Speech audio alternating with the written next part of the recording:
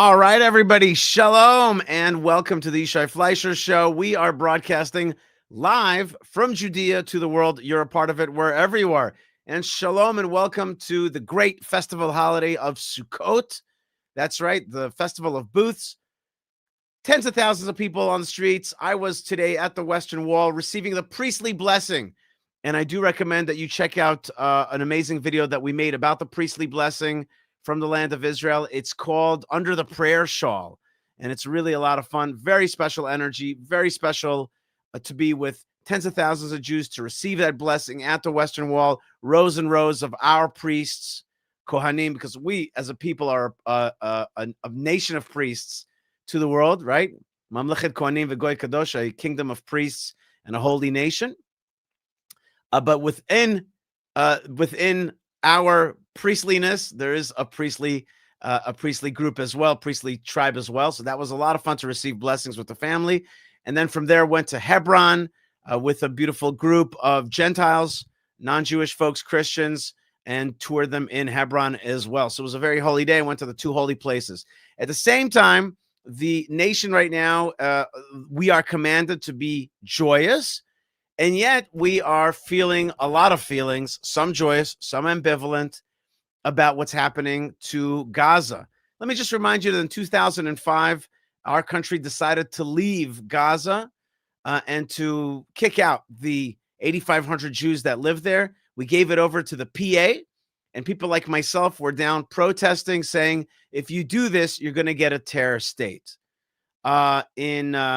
2 years ago, on October the 7th, we were attacked from that Hamas terror state.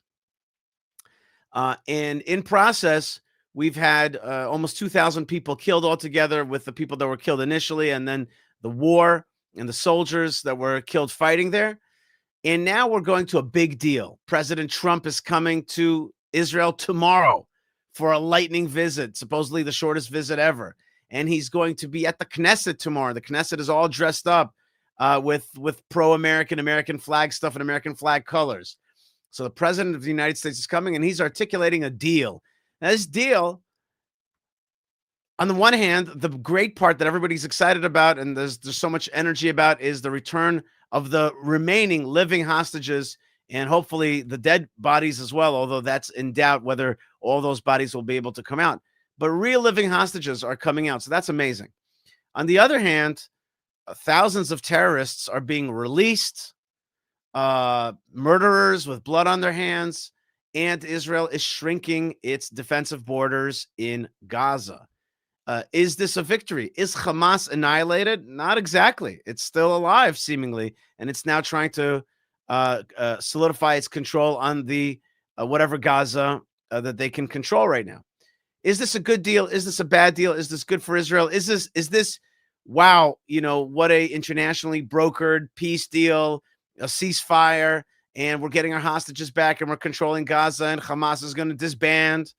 Or is this disengagement too, where we once again do the same thing that we did in 2005? We leave Gaza, we let the bad guys take it over. We give back we give horrible, horrific terrorists into their midst to plan the next October 7th. Which one is it? Well, I'd like to ask an expert, and together we're going to figure this out. We have with us our Knesset member, one of our great Knesset members, Simcha Rothman, who's a member of the Knesset with the religious Zionist Party and one of Israel's leading voices on issues of law, democracy, and governance. A lawyer by training, he founded the Movement for Governability and Democracy, which advocates for strengthening the role of elected officials and rebalancing power between Israel's branches of government. Today, he serves as the chair of the Knesset's Constitution, Law, and Justice Committee, where he's been on the forefront of national debate over judicial reform. But now the question stands on, is this a good deal? Is this just a ceasefire? Where do we go from here? Knesset member Simcha Rothman, thank you so much for joining us today. Wait, we don't hear you. Oh, now we hear you. Go ahead, sir. Shalom, shalom, Chag Chag Sameach. Sameach, happy holiday. It's a mitzvah to be happy, right? The Torah tells us to be happy in this time. But I must tell you that yesterday I had to make some phone calls and get my spiritual people to help me. I called Dr. Noam Arnon. I called my mom just to get a little bit of Simcha, right? Well, to get my energy back because I was feeling a little depressed. Was I right to feel depressed?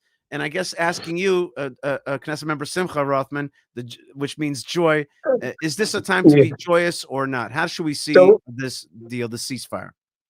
so of course, it's always time to be not to be sad. It's always a time for happiness, especially in the land of Israel. Especially when we remember for how many years we did not have this opportunity to be upset of what our government does.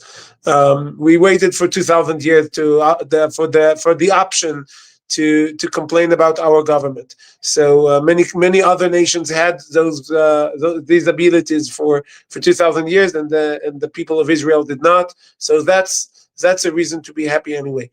But also on the deal. And I wrote quite long tweet on this a few days ago. We read on Shabbat. We read Kohelet. We read there is a time of happiness and a time to cry, a time to dance, a time to be mourning the what's happening. So I think the times that we are waiting, and we all hope to see within less than 12 hours, to see our hostages return. This is something that we waited for 2 years, and this is something to be happy about. And this is something that, and also the deal, which I do not think it's great. I think it has a lot of dangers, but also the deal that we agreed on as a country is way better in a very substantial way than any other deal that was put forward in the last 2 years that we agreed on. So we are this deal, the return of all the hostages is extremely important. The fact that even after returning the hostages, Israel stays within 53%, the majority of Gaza Strip. The IDF stayed there. It wasn't on the table for in all the other deals, and it's a point of light. We have the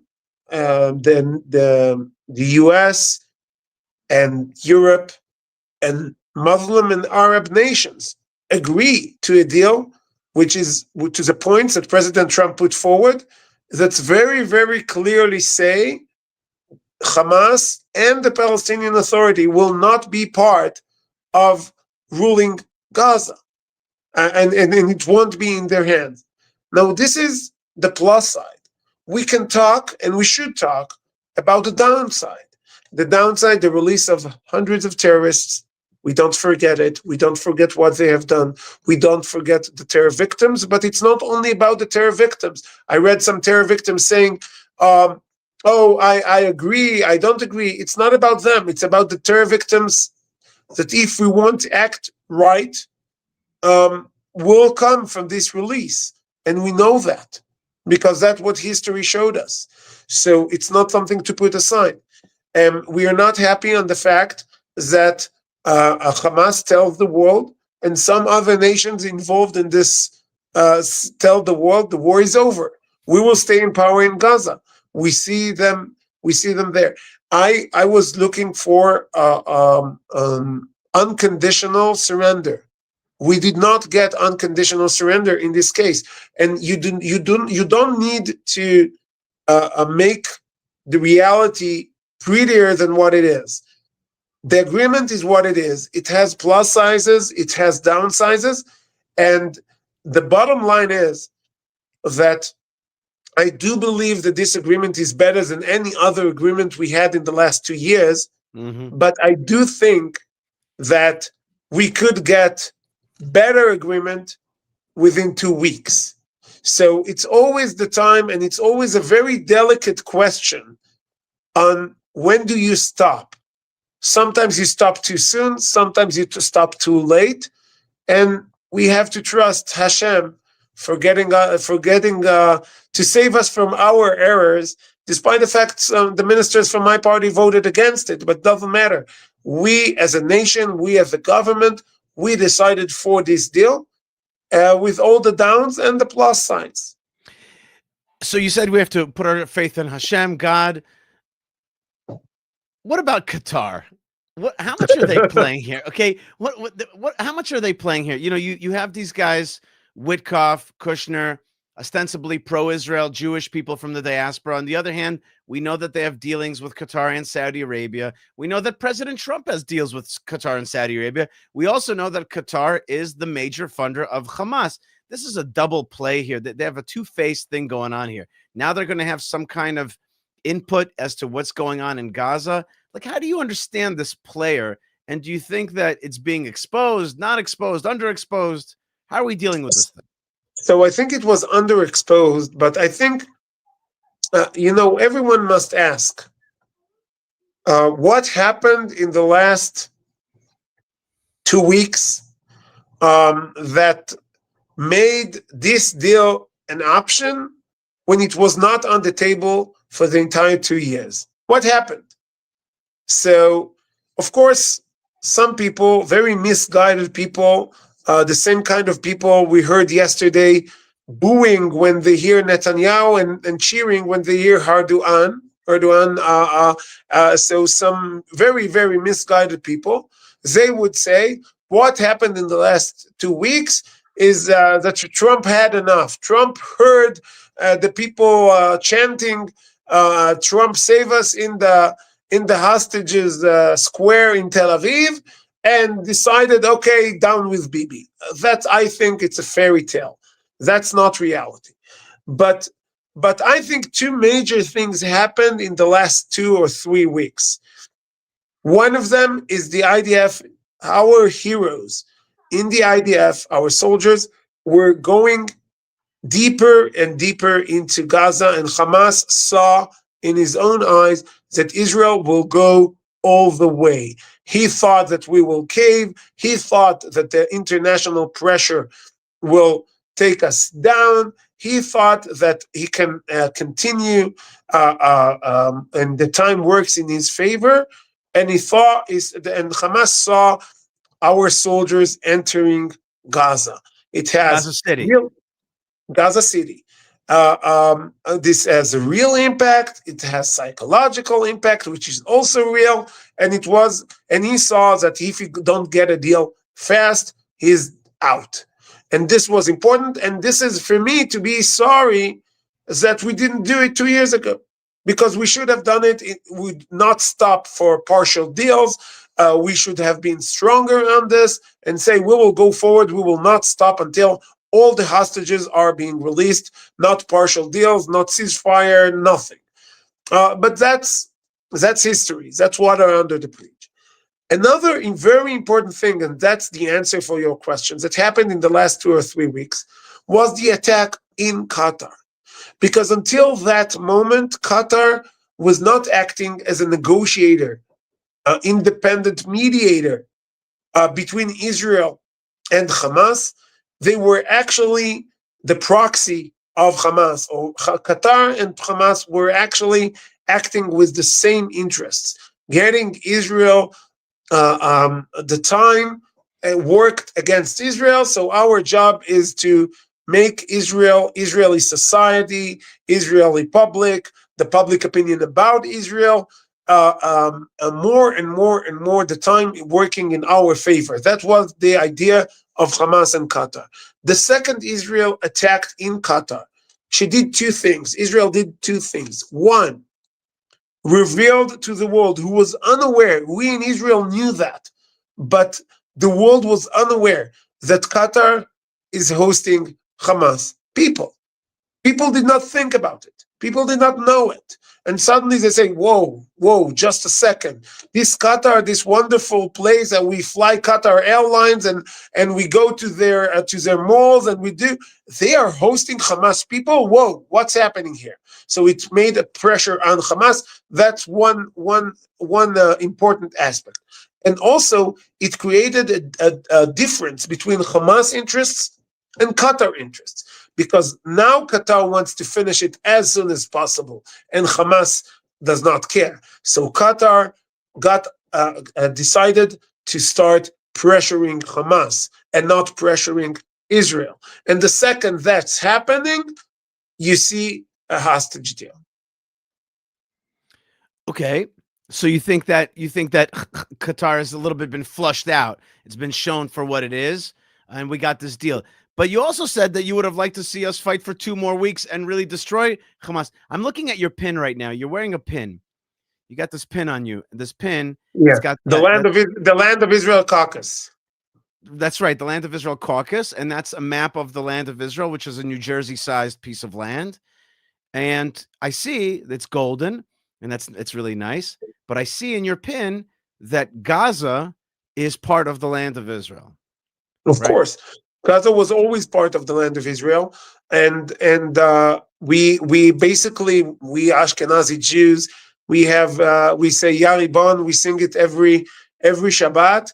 Yaribon was written by the chief rabbi of Gaza, Rabbi Israel Najara. It's not. It's a Jewish city. Jews were kicked out of there forcefully in 1929 in Praot Tarpat, but also, sadly, as you mentioned in the beginning, during the disengagement from Gush Katif. So Gaza is part of the land of Israel. It should be a part of the land of Israel. It wasn't the goal of the war to return to Gaza. That was not a goal of the war. One can be sorry about this. One can say that's the reality. Doesn't matter. But it wasn't a goal of the war. But I do think that until the state of Israel will not recognize that any piece of land, the land of Israel, that is not under Israel's control, nothing good will come out of it. Right. Only terror and hatred. We are doomed to go this vicious cycle over and over again. Knesset member Simcha Rothman, releasing murderers back into Judea and Samaria, Eastern Jerusalem, some to Gaza, some expelled. What is that? What is do you know of any country that does such a thing? Is this a normal thing? To me, it's like I'm looking at people who we're talking about people who murdered a lot of people. We're talking about like hardcore murderers. Is that a normal thing to do? And what do you make of the recent push towards the death penalty for terrorists? Is that the right way to go? So of course, I think death penalty is the right way to go. I don't think you really need the legislation efforts. It's good to have legislations, but it's not the main issue. The main issue for death penalty for terrorists is to chief legal advisor, attorney general, which we know what kind of problems we have with her, and also the chief prosecutor in the IDF. Also, we have problems with her. To ask for death penalty when they trial terrorists, and they don't do it. Mm-hmm. So that's a problem. Can you ask for death penalty today? Is that yes, something that you can ask? Yes, in most terrorists that are in prison today and going to be released, it was an option to trial them in a way that it will go to death penalty, mm-hmm. but they didn't choose. They chose not to do it, mm-hmm. And some of it is also on the governments of Israel for many years that did not demand this from their attorney general. But and also legislation is also a good path to go, but it's not necessary. So of course I'm for it. I have a bill of the way the tribunal, the special tribunal, the efficient special tribunal that will put the Nukba terrorists from October 7th to trial, and hopefully to get the death penalty as soon as possible to them. And I think that's a major.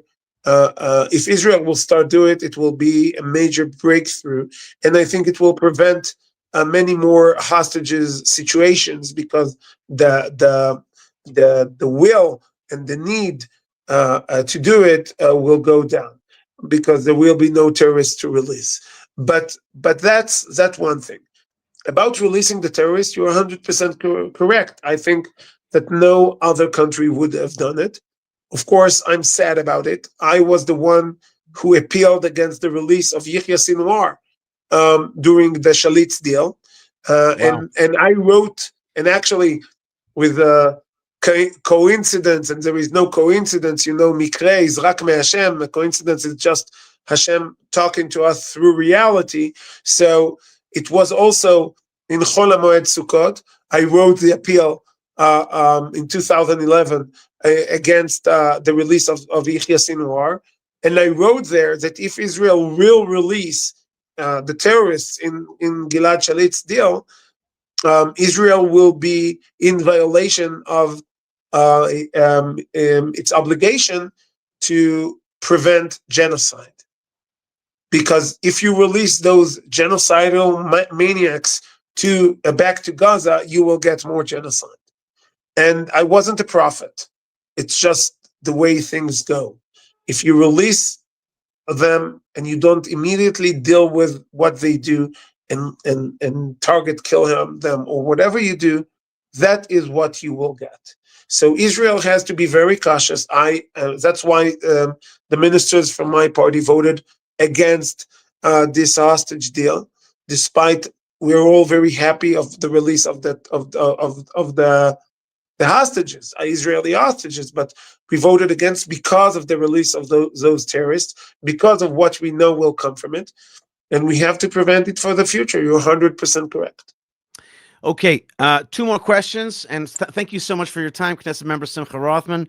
Tell me a little bit about tomorrow. What does tomorrow look like? I know you're in your Knesset office right now. It's late. It's already evening time on Sukkot. Tonight is the kind of famous mystical holiday of Hoshana Rabbah. Tomorrow on Hoshana Rabbah morning, President Trump is coming. It's some kind of biblical thing, It's the there's definitely some verses that come to mind when you think about this leader of America coming to Israel. What's that like? What are you sleeping in the Knesset tonight? Like, what's going on there? What's happening? So first, tonight, and I think it's a very for me it will be very special. I'm going to spend some part of Hoshana Rabbah night. The custom is to stay and learn all night. I will spend some of the beginning of the night in the tent of Hagvura families, the families who lost their children and the brothers in the war, and stood strong, and for the last 2 years they stood. They came to the Knesset, they spoke to everyone, and they said, "Don't let our loved ones fall in vain. We have to make sure that we remove the threat over the state of Israel. We do not stop in the middle. We do not stop for partial deals." I really think that without those people, we will never get this. Even this deal wouldn't arrive without those amazing families who, after losing their loved ones, got enough power, enough strength to gather themselves up and tell the entire nation how strong we need to be, and serve as a living example of how strong the people of Israel are and should be. So I will go there soon, and giving a shiur there for Hoshana Rabbah. And then I will return afterwards. I'm going to go out of Yerushalayim, but I will return to Yerushalayim in order to be here tomorrow. So we will have President Trump come to the Knesset. We of course we thank President Trump. We thank Prime Minister Netanyahu, because whatever you think about this deal, it will be a very happy day tomorrow, if hopefully Be'ezrat Hashem we'll see all the hostages returned tomorrow. In the Sephardi Hoshana texts, it's finished in the last paragraph. It says, it's mentioned the Uvduyei Hashem Yeshuvun Uvau Tzion Berina V'Simchat Olam Al Rosham. We are all happy that they will return. I hope also to be in the Knesset. I believe it will be a very special Shachris here in the Knesset before Trump arrives, and we will say, "Ma'anavu ale'arim raglei mevaser mashmiya shalom." We want the real bringer of good omens to Israel, Eliyahu Hanavi, that will tell us that a real peace to the entire world really comes But tomorrow apparently we'll have the President Trump as a mevaser of the mevaser, is like coming before to say that he tries to bring a smaller peace to the world. That's right. It's going to be a special day in the Knesset, and Jerusalem is dressed up. I was today on Yafo Street at the municipality, and a big American flag. Israel's kind of dressed up. And I just have one last question for you today. It's a tricky question, and I'm just trying to say it right, and I'm sure that you have the answer to this, but we are happy that the hostages are coming home. But have we not fallen victim to teaching our enemies that you could do everything with hostages? Take a hostage and you could fight Israel, and Israel will just... We probably knew where the hostages were, but we didn't attack because we didn't want to lose them. And therefore, we allowed Hamas to stay alive. And have we taught the world that hostages is everything? Have we fallen to some kind of virus of thinking that, like, okay, like it's all about these people and not about all the people that fought, or God forbid, the people that might get hurt through this deal? Because as you said, it's been proven scientifically that when you release these terrorists, they go on to kill. I remember that I was keeping count after the Shalit deal of the 1,000 prisoners that were released, terrorists. I remember I counted 8, and I stopped counting 8 dead Jews from the 1,000 terrorists that were released within a few years. So one Gilad Shalit was returned, 1,000 terrorists were released, and 8 Jews were killed within a short amount of time later. So just last question, about, because at the end we are talking about a deal that was made because of the hostages. That became the issue, not taking Gaza, not destroying Hamas, and not ensuring that this never happens again. It became the issue, just the hostages. So my question is, did we fall into some kind of propaganda mental virus, or was it the right value system here in Israel that we do everything for hostages? And I know it's a tricky question. It's tricky, but I think I'll manage. I'm sorry. Listen, I think that, of course, when because you understand that the fact that my party leader Bezalel Smotrich and Orit Strok, the minister, and I, what my views, and we said that we will object this deal.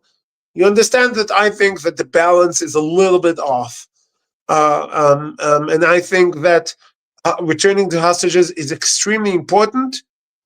But you have to, in order to do it, you have to remember the only way to do it right is not to talk only about this. Because if you talk only about this, then you are hurting the hostages, you're hurting the entire state of Israel, and you're hurting very important other issues. So I agree with the premise that the balance here is not okay. That I agree. But I want to say, and I read it, I heard one of the rabbis, I don't remember now which rabbi wrote it, but I read it and I liked it a lot. I said, when you have, we know that before Hashem gave the Torah to Am Yisrael, he went to all different nations and offered them the Torah. And he offered one nation, and they asked, what's written in the Torah? And he said, you cannot steal anymore. I said, oh, okay, so we don't want the Torah. You cannot kill anymore, so we don't want the Torah. You cannot fornicate anymore, so we don't want the Torah. All those things. So when he came to the people of Israel, he said, you cannot care too much about your own people and pay too much in hostage deals. That is the sin of Am Yisrael. And you know what? If this is the sin of Am Yisrael, it just shows what is the sin, what we are made of. So yes, I don't think it's correct. I think it's wrong. But you know what? If this is the worst thing that the people of Israel have, that we care too much about each other, that sometimes, as it says, you love someone too much, you don't behave as you're supposed to do, if our big chet is Sure. Ahavat Israel, our biggest chet is Ahavat Israel. It says a lot about the people of Israel. Very good. Very good. Knesset member Simcha Rothman, Nichamtanu. You gave us a little bit of nechama, which means a little consolation. You are a member of Knesset with the religious Zionist Party, and you push law, democracy, and governance, and that's what you're doing also through the chair of the Constitution, Law, and Justice Committee.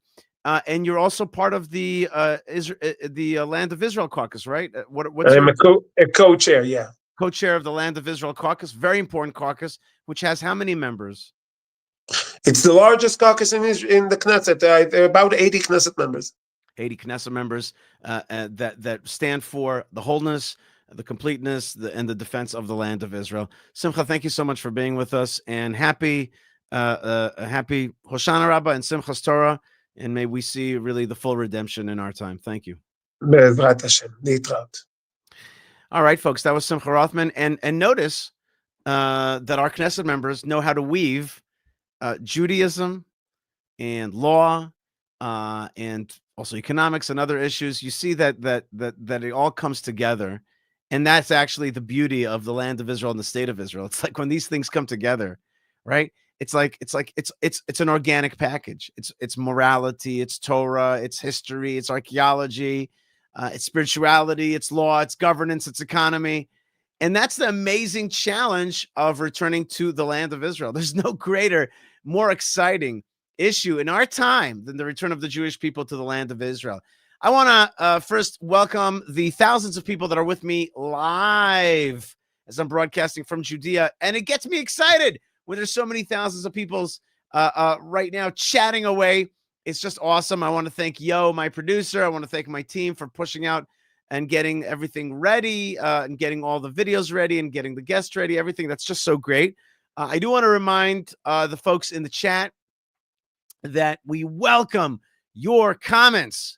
We even more welcome your super chats, which give us a chance to read your comments and also support the show and our programming. Thank you very much. We don't like so much proselytizing of other religions. This is a Jewish, Orthodox, pro-Israel channel. If you're anti-Israel, you are welcome to be here. But if you start proselytizing anti-Israelism, you're going to get booted out. And if you're going to push other religions, God bless you. I respect the fact that you have your path and it's good, and be spiritual and be a believer, but you can't proselytize on our channel because this is a Jewish channel, not a Christian channel or a Muslim channel or a Buddhist channel or anything else. So that's the way it is. And if you don't like it, you don't have to be here. If you do like it and you want to continue the conversation, please do. You are welcome. You are absolutely welcome. And that's the fun. We actually love talking to people from throughout the world. That's part of the niche of what we do here at Yishai Fleischer TV, which is one of our niches, is that we are able to and are interested in talking with the nations, with folks. And Yo says, we try not to sanitize the chat. We want broad discussion. Please respect the channel and participate in the spirit of agree to agree. That's right. That's my phrase dealing with folks that love the Bible. I say, let's agree to agree, and let's not always focus on disagreement, but at the same time, respect. In any case, today we are live and we are talking about the Gaza ceasefire deal. Notice I don't call it the peace deal because I don't think it's a peace deal. I think that's a sham to call it a peace deal. I think there is no peace with Hamas, and there shouldn't be. They don't want peace with us, and we should want to destroy them and make sure that there are no more neo-Nazis in this world, in our land or on our borders. It's just that simple. It's just that simple. We can't have enemies of the Jewish people, today's Nazis. Can't have that. It's just not going to happen. It's not going to work, and it only leads to a horrific bloodshed. Let's do some videos right now and talk about, don't forget the super chats. Before I get to the videos, don't forget the super chats. Don't forget to like, comment, subscribe, become a member, and check out our web store with fun stuff at Yishai Fleischer TV. Now, let's remember this is the Sukkot holiday. Let's send each other blessings. The nations are supposed to take part in the Sukkot holiday. If you don't know, read Zechariah chapter 14. It'll tell you that the nations are supposed to take part in this holiday. They're supposed to come up to Jerusalem. They're supposed to give homage to the God of Israel. And we could all do that together right now. We could give homage to the God of Israel together. Just say it. Just say, I give homage to the God of Israel. I face Israel. I want to be part of it. I want to be part of the Sukkot feast festival. It's awesome. It's special. It's a gift. It's a gift. And you know what? Broadcasting to you about these issues is a gift as well. All right. For the next bit, we're going to be talking a little bit about what the actual deal is about. And here's a great video that we should watch together, giving us a sense of how this deal is going to work, the ceasefire deal with Gaza. Okay, so let's start up. Let's get a sense of Gaza, 400 square kilometers, southwest part of Israel on the seashore. Let's try to understand what Israel will control at the end of this deal, on what, God forbid, will the jihadists control, or maybe none of it, and how it moves forward. Let's take a look. The peace plan is divided into 3 phases: Phase 1, Phase 2, and Phase 3. More detail, all in the video ahead. In the first phase of the Gaza peace plan, highlighted by the yellow outline on the map, Israeli forces begin pulling out of several populated areas so that they control only about half of Gaza. This reduction comes as a hard-won ceasefire finally silences the bombs and artillery. During this period, hostage exchanges take place. The Gaza militants starts by releasing some Israeli hostages, while Israel responds. Okay, so this video tries to be neutral, so it calls them Gaza militants. We call them hardened jihadists, Israel haters, people who have a religious mandate to destroy Israel. It's not about rights and it's not about equalities. It's about destroying Israel. So, okay, these guys call them, these guys at AI Telly, that's the way that they need to speak so that, it could be broad. They talk about militants, but at the end, it's jihadists who Hamas, Muslim Brotherhood, Qatar-funded, Iran-sponsored. So that's who we're dealing with. By freeing nearly 1,900 Palestinian prisoners. Okay, when we say prisoners, we mean murderers or accessories to murder. In exchange for 48 hostages. 48 hostages for 1,900 killers. However, for the earliest stage, only about 20 prisoners may be released. This is where humanitarian aid begins to pour into Gaza. Around 400 trucks enter each day, helping reopen bakeries and hospitals. This surge in supplies allows many displaced families to return home, and with airstrikes paused, international organizations are able to distribute food and medicine more freely than before. Okay, but the question is, do these, does this food, does it fall into the hands of what it always fell into the hands of, which is the jihadists, right? Do the jihadists control the food intake, and are they therefore just going to become strengthened through it, right? As trust starts to build, the second phase is set in motion. Israeli forces withdraw even further and now govern just 40% of Gaza. At this stage, Hamas releases the remaining 28 living Israeli hostages, while Israel lets go of about one. Okay, so that's not the way the deal is structured now. Right now, the deal is structured that all living hostages will be released. All living hostages are supposed to be released according to the deal. All right? According to the ceasefire understanding. So this video was made before that, and that's a mistake. So therefore, you have to understand that right now, we are expecting the full release of all the living hostages. 1,000 additional Palestinian prisoners. And that might be happening at any minute now. Supposedly, it's supposed to happen tomorrow in the wee hours of the morning before Trump lands. Many of whom were detained after the October 7 attack. At the same time, political reforms get underway. Gaza's administration shifts. Okay, political reforms get underway. I want to see that. I want to see that. This whole idea that Hamas is going to be politically reformed, that Gaza is going to be politically reformed, and that some kind of international forces, including the Turks and the Qataris, are going to help make reform. These are both jihadi entities. It's just kind of funny. It's funny. It's silly. It's not believable. And so therefore, that all that is being talked about is the stage 2. And that's what everybody in Israel is like. Is there really going to be a stage 2? Temporarily to a group of technocrats backed by the international community to ensure fair and neutral governance. The work increasingly focuses on rebuilding basic infrastructure, restoring power, reliable water, and safe living conditions. In the final phase and third phase, here as you can see is the smallest zone, that is the white line. The last Israeli troops exit most of Gaza, retaining control over roughly 15% along the border. Deceased hostages and prisoners are repatriated. Here, blockades and restrictions are lifted, allowing unrestricted aid and goods. Now, notice the biggest issue of them all has not been spoken about.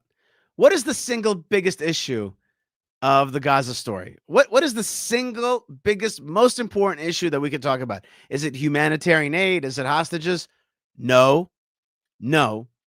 The biggest single issue that we have to ask ourselves, where is it? What's going on with it? Is refugees.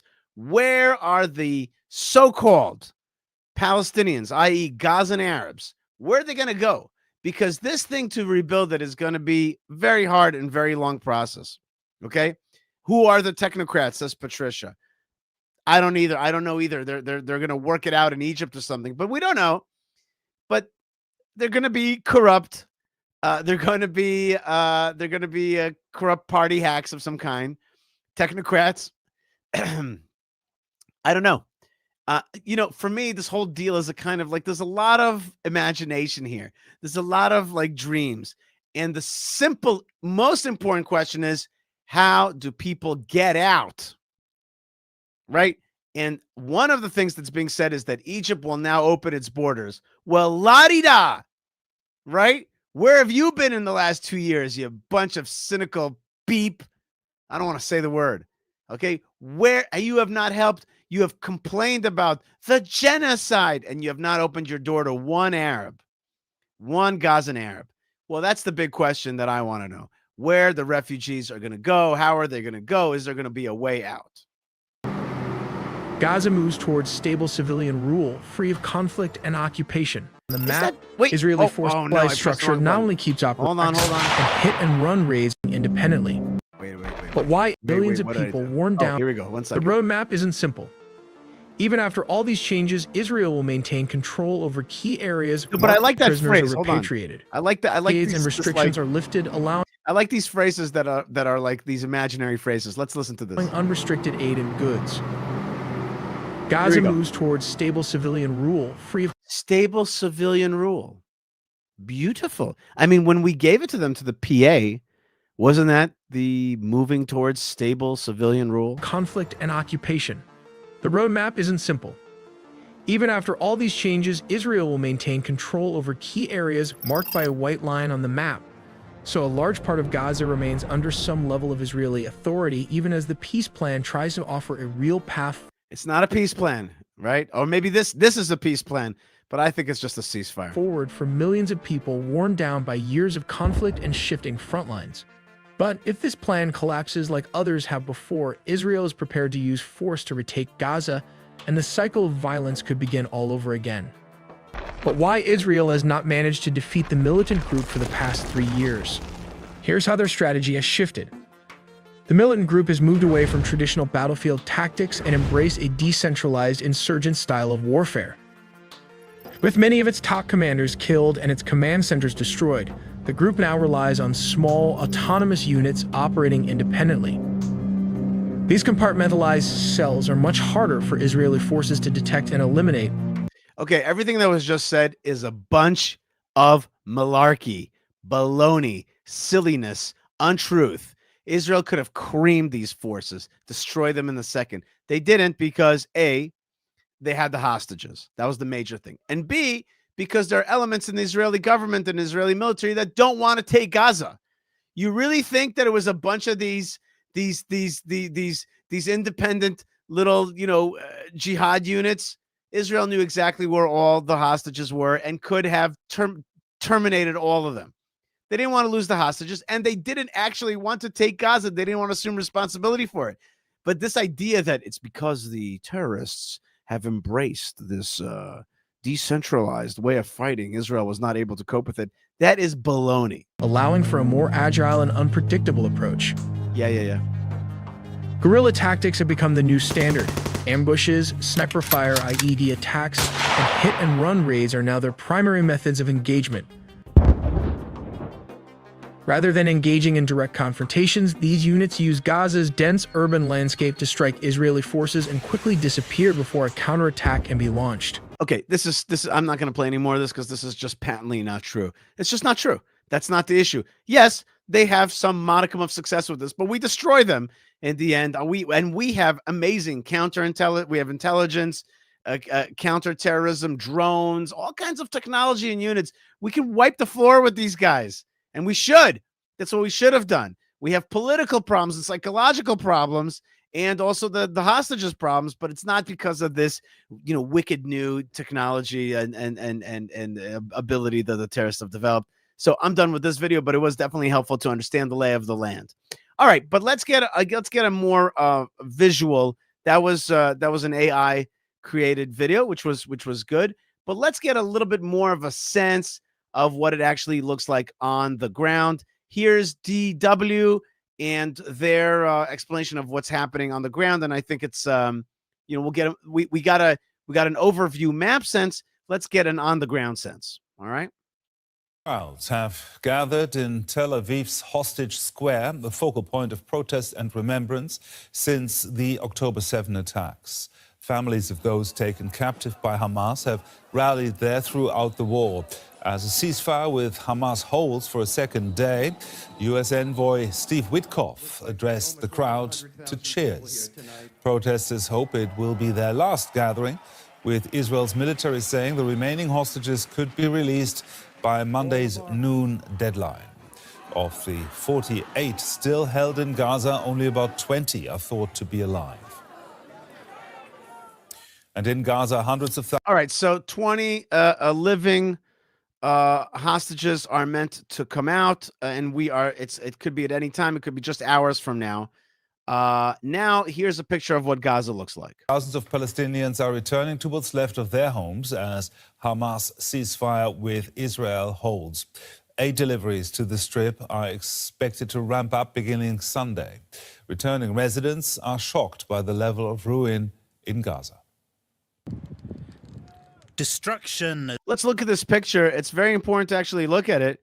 And, it could be, you could see that as something horrible. I see it just right. I think that Gaza deserved to be destroyed, needed to be destroyed, and should have been struck.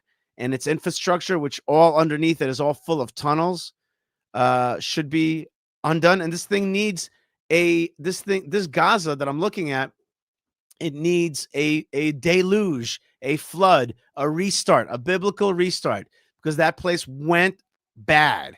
They overwhelmingly voted Hamas. They were involved in the October 7th massacre. It wasn't just some organization. It was the Gazans. It was Gaza. And this thing attacked Israel after Israel gave them this land to live in peace side by side and all that stuff. We were against it, but then the jihad took over and created a jihad land, and that's what happens. That's what happens when you mess with Israel.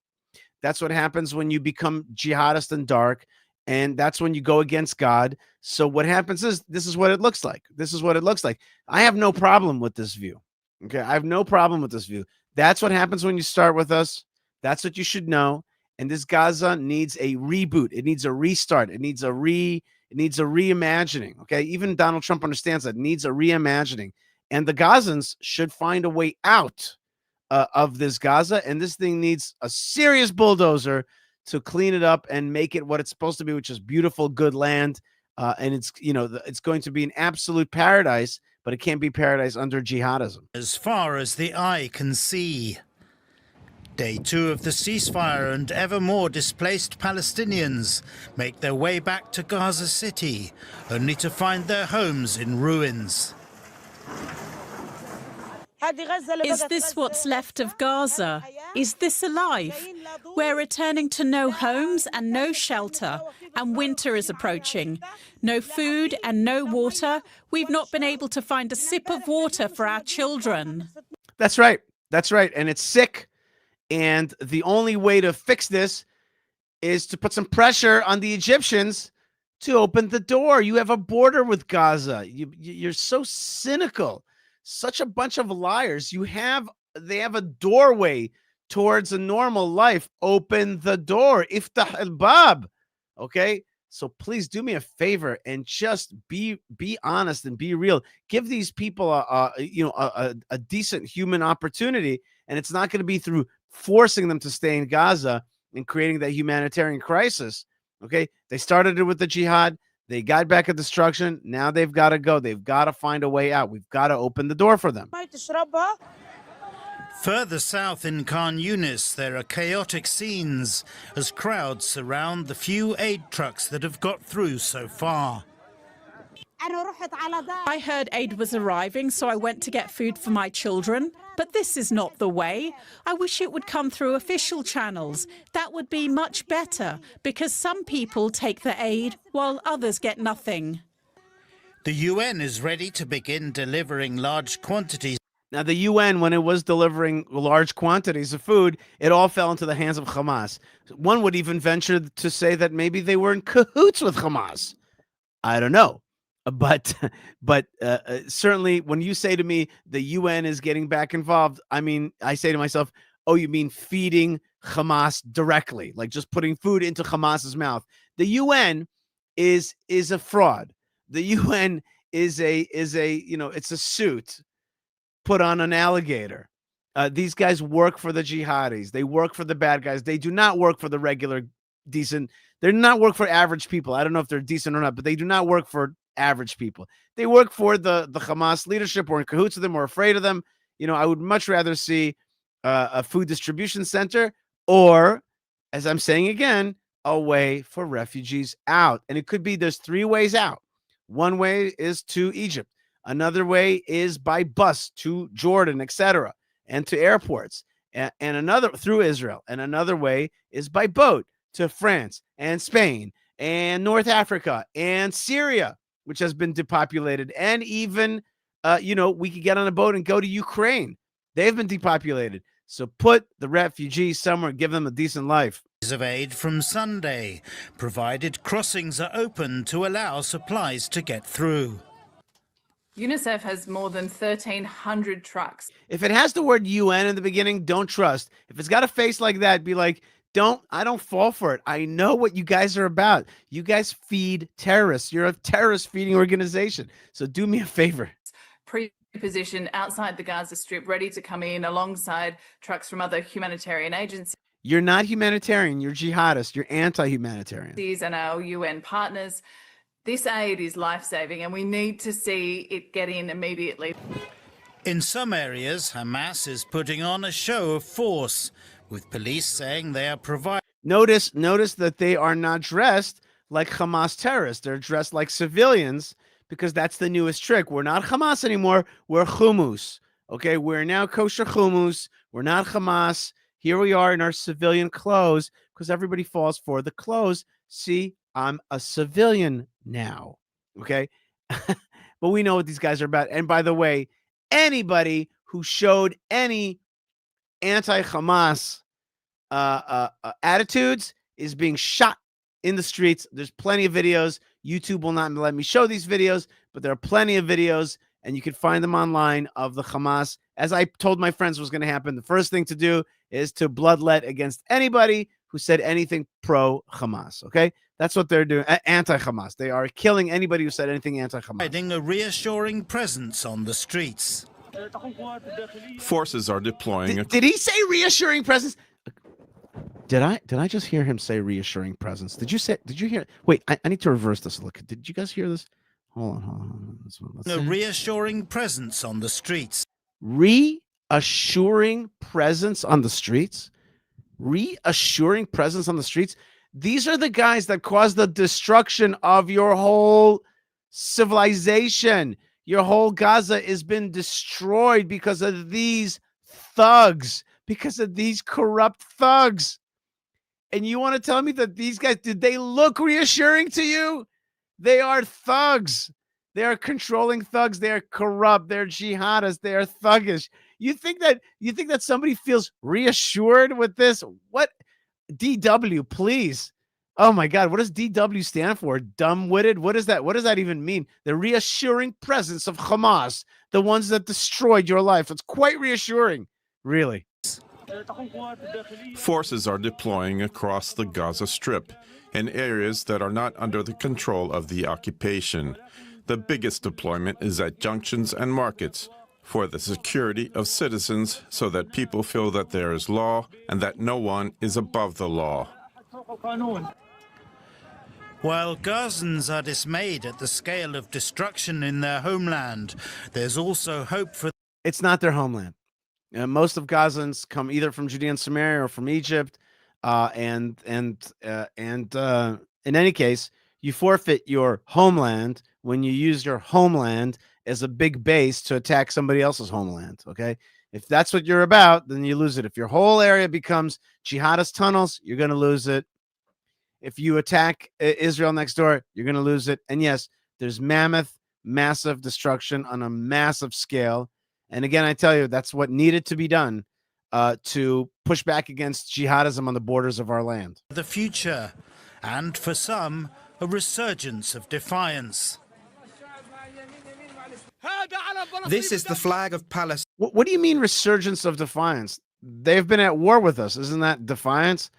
Has there been a lot of Hamas? Has there been a lot of Gazans waving the Israeli flag? What do you mean resurgence of defiance? They're at war with us. Their whole area became an underground tunnel system to war with us. There's no resurgence. It's been war, and now we're at ceasefire. It runs in our blood. Here's a guy that's telling you exactly how he feels about Israel and about this continuing war with the Jewish people. This is the flag of Palestine. It runs in our blood. Destruction, death. Men, women and children have died, but the flag will remain. With the rebuilding of Gaza... In other words, we'll continue to fight with Israel. Whatever we do, whatever Israel does now to make deals, it means nothing because it'll be continuous war against the Jews from this place. Unless you totally... evacuate Gaza and only populate it with people who have a decency, a love of Israel, a relationship with Israel.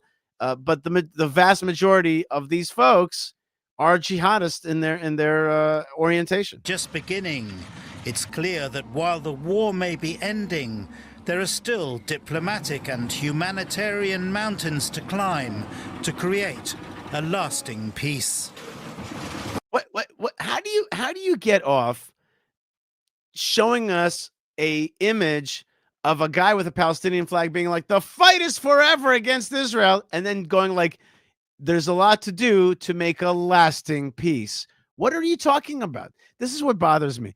Are we like, do we have an anti-intellectual approach to everything around here? Can't we listen to things straight and then be like, yeah, I don't think that we're going towards a lasting peace. This is not about lasting peace. We're at war with these people. There's a ceasefire. We're at war with Gaza. We're at war with Gazans. We're at war with Hamas of Gaza, which is the representative of Gazans. Not all, but majority. And there is no lasting peace on the horizon. Let's just be real about that. Let's be real about that. Let's just call a spade, and let's accept the fact that we're at war. We're going to continue to be at war. There's a hudna. A hudna is an Arabic word, a Muslim word, meaning to say a kind of limited peace while you rearm.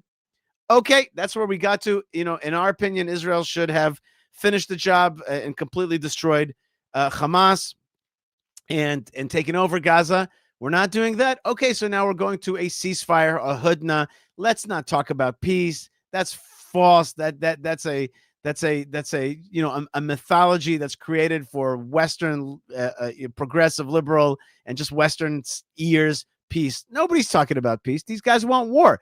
And the ones the ones that want to leave are the ones that you should be giving them a chance to leave. Where is the opportunity for refugees to leave? That's the greatest cynicism of the West when they talk about the whole Gaza thing, which is there's no exit plan. And I don't mean exit plan for our forces. I mean exit plan for refugees. Look at that destruction. There are people there that want to leave. There's tons of people there that want to leave this place, which has no future, has no life. They are not reassured by Hamas on the streets. They do not think there's a prospect for peace. They want a life. So they want a way out. What's the way out? Is it through Egypt? Is it through boats to European or North African or Syrian or even Ukrainian destinations? Is it by bus to Jordan and then out to the UAE? A lot of Arabs in Judea and Samaria tell me all the time that they actually want to go to the UAE because there's work there. So where's that solution? That's the solution that is not being offered. And of course, one of the great solutions that was on the table as this war was happening was total victory. Total victory. One of the people that was pursuing that phraseology of total victory was David Keyes. He was Prime Minister Netanyahu's spokesman, communication advisor from 2016 to 2018, widely credited for creating unprecedented virality for the Prime Minister Netanyahu. Netanyahu asked David Keyes to expose Iran's secret atomic archive. And later on in this conflict, in this October 7th conflict, David promoted the idea, created the Total Victory movement, which became kind of ubiquitous in Israel, including a very cool Total Victory hat, which I saw David wear at some point. I'm like, I love that hat. And now David is the co-founder of an AI communication startup in Tel Aviv, builds technologies and sparks virality. David Keyes joins us right now. David, shalom. Shalom. How are you? Thank God. I don't know if we're achieving total victory in this round. It seems to me like we've achieved more like a hudna or a ceasefire. And when we were just watching before you came on, we were watching some video from DW. So they're like putting on Arabs who are like, we're going to keep fighting Palestine forever. Israel will be erased. And then they're like, we're still working. The DW commentator is like, we're still working for a lasting peace. So there's a lot of cynicism, a lot of kind of untruths around there. Tell me about how you see it. Like, where's the truth that you were fighting for, which was the truth of total victory, David? Well, I would say that we still have work to do. My vision of total victory always meant the complete destruction of Hamas's capacity and will to wage war, focus on the capacity. I think that is possible. I think it's necessary. I think it's the single most important thing to setting the foundation for peace in the future. And so this achieves some of that, not all of that. And work remains to be done because this mechanism saying, well, Hamas will disarm and they will leave Gaza, that's fantastic. And if it can be achieved, then wonderful. Of course, I'm jubilant that the hostages are coming back. They've been suffering and tortured for many years. That's been absolutely despicable and unforgivable by Hamas. I also oppose the release of murderers. I think that will incentivize more terrible action in the future, and I oppose the Shalit deal very vociferously. But I also understand that great deference needs to be had here, and this is, we're all caught between a rock and a hard place. And a lot of credit to President Trump for everything he's done on behalf of Israel, for helping strike Iran's nuclear program, for backing Israel when other leaders were a lot weaker and more feckless. But I don't think we can give in. I don't think we can give up. People have a fundamental misunderstanding about what Hamas is, that they can sort of be potentially bought off or bribed. I speak Arabic. I studied Islam. I studied the Middle East for many years. And Hamas is completely and totally dedicated to the eradication of the Jewish state, to the imposition of Sharia law, to the destruction of Western values and Western morals. And they haven't given that up. So they may, be exiled for a bit, but they will come back and attack. And it's the single most important thing we have to insist on is that they do not have the arms necessary to invade Israel or to, commit the mass slaughter that they did on October 7th, ever, ever, ever again. Full stop, no ifs, ands, or buts. And that's what total victory means. Okay. So total victory means that they are definitely disarmed. I think another aspect of total victory is what I was talking about just as you were coming on, which is a way for refugees to leave Gaza. I think that's part of it. I think that there's got to be a way for folks to leave and make a decent life, and maybe to do a hit restart on Gaza. Listen, what's your scorecard? How do you see this like moment right now?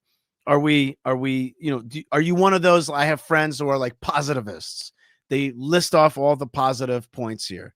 And then I have negativists. We have a friends group and we're like, there's negatives and we're always fighting each other because it's like, no, don't be so negative. It's like, look, Hamas is still in power. They're just changing their clothes now. We didn't eradicate them. The Arab world is laughing at us because we weren't able to destroy a little jihadist organization on our border, what used to be our land. They're still there. And now we're giving away these terrorists, and we're getting back just, a few living hostages, and their whole hostage campaign has been very, very successful. Very successful. So that's one hand. On the other hand, we bopped on the head the jihadis in Gaza. We bopped them on the head in Lebanon and Syria. We helped the whole regime be toppled. We bopped them on the head in Iran and knocked out their nuclear abilities. So what's your scorecard? How do you see it? How do you see this moment? Well, I'm not let's say a pessimist or an optimist. I'm a nuancist. I try to see the nuance there within, and this is a very nuanced picture. Look, in the region, Israel has done absolutely incredible things to achieve 12 days of total air supremacy, to knock out Iran's main nuclear sites, to do this jointly with the United States of America, to smash Fordo. These are incredible accomplishments. The Beeper operation was simply brilliance on another level. Greatly admired throughout intelligence agencies in the world. The most precise mass terrorist attack in human history, which is wonderful. The destruction of a lot of Hezbollah's arms, their leaders, Nasrallah, Deif, Sinwar, Haniya, Hamas's leaders, of course, in that list as well. The taking off the field of battle of tens of thousands of Hamas terrorists. These are wonderful, wonderful things for peace, for Israel, for the Palestinians too. And so that's on the good side. On the bad side, I don't really believe that the war is over, because the enemy seems to be living to fight another day, and we have to take them at their word deadly seriously, that they will regroup, rearm somehow, some way. So a lot depends on the rhetoric of people saying they will be disarmed. Wonderful. That sounds great. I'm all in favor of disarming Hamas. Who will do it? When will they do it? How will they do it? Will an international force be capable of storming into Hamas strongholds to fight and die so that Israel can be safe? Will the Arab world do that? I am deeply skeptical. The soldiers of the IDF prove themselves to be brave, courageous, bold, precise to an unbelievable extent. They did absolutely heroic things. These are young people with tremendous responsibilities in the fog of war, in the field of battle, fighting vicious jihadists, mass murdering, terrorists of the worst sort. So I do trust that Israel is capable of marshaling the will necessary to take on our enemies. But I believe we must go further, and I believe we must keep a careful eye, because as we saw, if you take your eye off the ball even for a single second and you say, well, things seem to be going well, et cetera, et cetera. Now, of course, great deference needs to be given to the United States and great respect. And these are very complicated things. Israel's fighting a 7-front war simultaneously. There's a lot of armchair commanders out there that say, oh, you should do this, you should do that. One of the things I saw in government at the highest level, being part of meetings with world leaders, seeing how the sausage is made, being with the prime minister for hours on end, is the difficulty, the pressure, the constant, being pulled in different directions by different people. It's a very, very, very tough job. And so I just wish the sort of the Twitterati chattering classes would sometimes just take a little bit of breather, have a modicum of humility about what they know, about what they think they know. Everyone is just so damn sure about exactly what's happening. There's a lot behind the scenes that average folks don't know, and so we have to approach it with. Well, you're right, humility. David. You're right, David. But on the other hand, I can't agree with you more. That we don't know all the picture. But at the same time, like for example, I was part of the 2005 battle against the disengagement, against the pullout in Gaza, and we didn't know everything, but we were right. We did sense that giving away our land to the PA would lead to a jihad state, and that's what happened. Then our own government, our own military looked away as a awful military infrastructure was built right underneath our nose. And so sometimes simplicity gives you a greater picture than the. Look, I agree with that too. I like you oppose the disastrous disengagement from Gaza. I've been opposed to prisoner releases and terrorist releases, and sometimes I make that very clear behind the scenes to the policymakers. Sometimes I say that publicly. So I've been pretty consistent on this, and frankly, I've been calling for total victory against Hamas since they came to power. And I wrote publicly, saying we have to remove this threat immediately. And when I was in government, I advocated left, right, and center, and was mostly dismissed, especially by the military establishment and the generals who would say, "Oh, you don't know what you're talking about, et cetera, et cetera. Right. We have it under control. Hamas is just this little nonsense organization. We're good." And I said, "This is crazy. They're actively advocating genocide every single day in Arabic." David, you don't know. You don't know, David. You don't understand. You don't know. You don't understand. So yes, common sense is the least common of all senses, and I think sometimes the writing's on the wall. And Israel lives in a very tough neighborhood, but the order of how we do things and where we do things, and the difficulty of needing international alliances and armaments. We're not totally self-sufficient yet. We have to be. So we're developing lasers. That's a great thing. We need to take a very, very aggressive position and not sort of rest on our laurels and say, okay, well, things are good now, because Hezbollah will come back. They will try to rebuild. Hamas is not completely knocked out of the fight. It must be completely disarmed and evicted from Gaza. And if an international force does not do that, then Israel must do that. There is no alternative. It will be disastrous in the extreme if they are allowed to retain any governance of any part of Gaza, full stop. Okay, so we understand that the bad guys can't be like Israel basically mowed the lawn. The classic mowing the lawn. None of the evil forces are totally down and out, and they're all out there to rebuild. And maybe they're just as hungry as they were before, but it's one of those mow the lawn situations. Israel mows it, and there used to be this phrase in Israel that every 10 years we have a war, and so we're back to that. Okay, but now let's talk about something that's well within your expertise, something that you do know about. I'm going to actually play a little video to get us thinking about that. Here's the video. Wars, but only some involve the Jews. That's why I invented the Jew War Map app. It shows you conflicts around the globe and if Jews or Israel are involved, so you can know whether to get angry or not. Slaughter of Christians in Nigeria? No Jews, no worries. Mass internment of Uyghurs in China? Doesn't sound very Jewish to me. Gaza? An unforgivable outrage that must be protested 24/7. So download the Jew War Map app today in the Apple Store, so you'll never again accidentally speak about a conflict Jews aren't involved in. Stay safe, my friends. Okay, so this video is part of your various efforts to fight in what I call the narrative war. The narrative war, I think we could safely assume, safely say that Israel was struck maybe the worst, and just in terms of like relationships on the map of victory and loss. Probably Israel's international standing, Israel's standing with youth, Israel's cool barometer. Are we cool or not?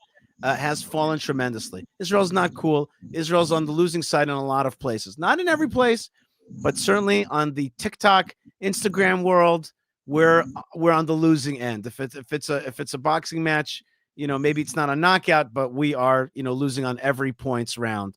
So let's talk a little bit about this. Did the bad guys prepare a 20-year operation? Did they prepare for the last 20 years to change campuses' minds, to have the New York Times on their side and CNN? Did they build an Al Jazeera that became a super popular network? Like, did they outclass us in the narrative war internationally? Yes, no. What are we doing about it? The short answer is yes. Look, the bad guys, the tyrants of the world, understand the power of media and narrative. And you have Xi in China talking about the real battlefield being on the internet. You have Ayatollah Khamenei talking about whoever controls the media wins the war. And so they invested massive, massive resources. Qatar alone, we're talking in the tens, possibly hundreds of billions of dollars to create massive media outlets like Al Jazeera, to run bot farms, to infiltrate universities, to bribe, to pay off people, to own half the world. Wherever you go, you see people are afraid to speak out, and so they're trying to silence discourse, and they're trying to shape the minds of the future. And the algorithms control all. You have billions of people, on TikTok, many hours a day, and the CCP is ultimately deciding, to step on the weights this way or that way. So it was 99% against Israel when October 7th broke out. Just parenthetically, October 7th broke out. I was doing my social media, whatever my social media prowess is. I was summarily kicked off of TikTok. No ifs, ands, or buts. And they let me know without any uncertain terms that I'm never welcome back there. So just kicked off. Yeah. Okay. Look, and I'm sure that it's nothing special. It's anybody who's Zionist gets knocked out of there. I don't think most people understand the scope of the war against us, the amount of money, the amount of manpower, the 50-cent army in China, the billions from Qatar, the Iranian subterfuge, mass manipulation on a scale that can hardly be fathomed.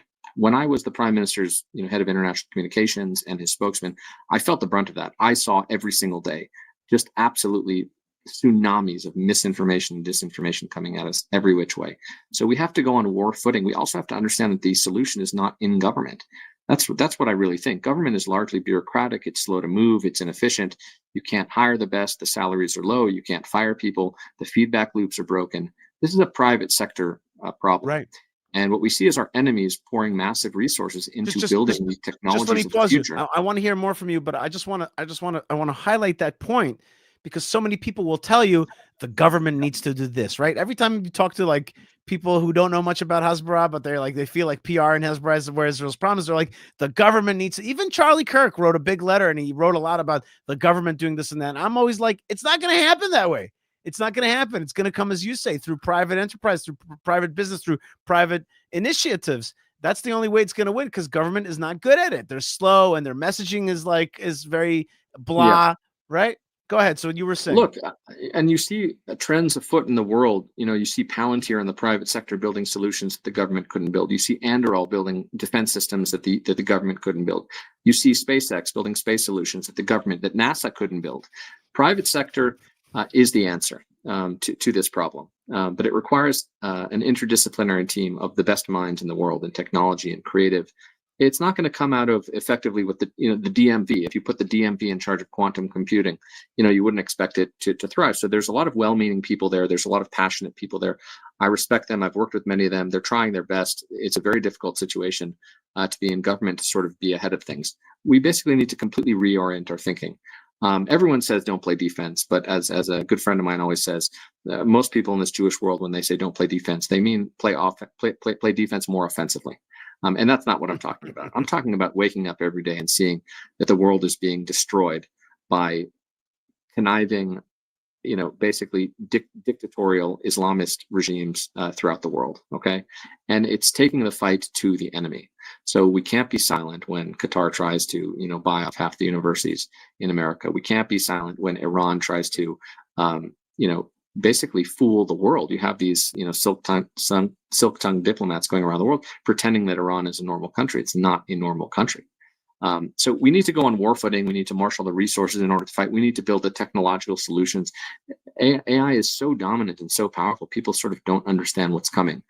Anything that is old school or traditional, any media effort that is old school or traditional will be annihilated by this super intelligence. And it can scale, and it's brilliant, and it's starting to write itself, and it learns from itself. So who are the minds that can smash together the best creative teams in the world? There are some ideas which just spread, and they're massive, and they blow up. So we can't be putting out fact sheets and expect that to reach tens of millions of people. We have to understand that people are associative in their thinking. If you're denying, you're already losing. If you're on defense, you're already losing. We need to make people laugh. We need to make people smile. We need to understand how information spreads in today's world. I love satire. I love humor. A lot of these ideas, get in the millions of views, or tens of millions of views, I think, because ultimately people are people, and we need to leave the op-ed page. We need to, people are not reading op-eds. The fact that you are on TV for 30 seconds on some station that nobody watches is sort of irrelevant. If you're, behind a paywall and dwindling numbers in traditional media, it's completely dead. We need to embrace the future. And indeed, we need to build the future. And that's what the dictators are doing. So we're fighting with one hand tied behind our backs because we have democratic constraints, and that's generally a very good thing. But we need to treat it like the war it is. One former world leader told me he fears the narrative war more than the kinetic war, because he thinks you can fell governments just by infiltrating minds. And that's exactly what the enemies of the West and the enemies of Western civilization are doing on a daily basis. And most people are just blissfully unaware of it. They go about their day, they see entertaining dancing videos on TikTok, they, get things forwarded to them. And suddenly, slowly, drip, their minds are changed in a very dangerous way. So that it's a pitched battle that's happening daily, and we're barely on the playing field. And Yeah, we we're can't barely, look to the government to save us. and we're very, and I love, it's very Talmudic, very Talmud. Like I got this guy in my synagogue comes up to me and he goes, "I caught the New York Times on a lie.